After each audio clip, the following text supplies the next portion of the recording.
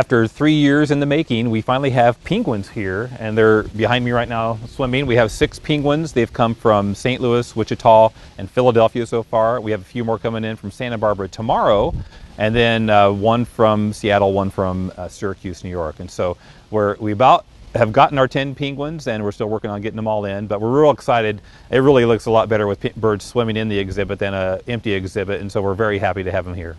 The type of penguins that we have are Humboldt penguins, and Humboldt penguins come from South America in the wild along the coast of Chile and Peru, and they dig their nests in guano, and right now they're losing their habitat. They're harvesting the guano to put as a nitrogen source to put on fields, and so that's one of the conservation messages we'll try to get out, is that they are endangered, and people need to learn about how to help them out, and more about not only saving Humboldt penguins and their habitat, but kind of what they can do even around here to better their area here in central Illinois.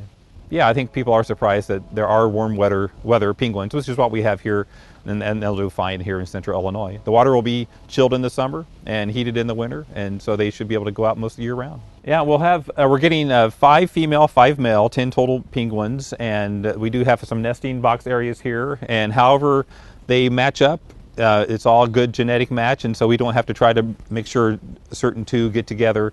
And so, but those are the nesting box areas up behind us, and when it comes that time of the year when they want to start nesting, they can go in those holes, and we'll have a nesting box room. Actually, it's inside the building back there, but they can nest inside the building and lay their eggs, and so it's a very exciting process that they'll go through.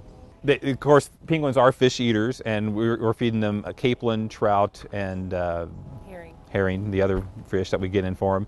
And we're kind of learning their personalities too. Some of them like the capelin better, some like the trout better, some like the herring better. And so we make sure you put their vitamin pills in the right fish, so they will eat it in the morning.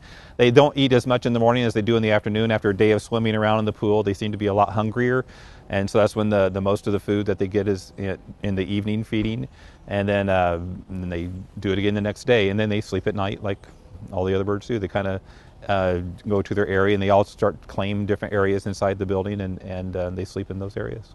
Yesterday was the first day that we actually put them out into the pool here, and so far they love it. And last night we couldn't get them out of the pool. It's like kids that really love the new thing that they got, and they don't want to stop playing with it. And so last night they didn't want to stop playing with their pool, and so they actually stayed out last night swimming around in their exhibit. But at some point they'll learn to come in at night too.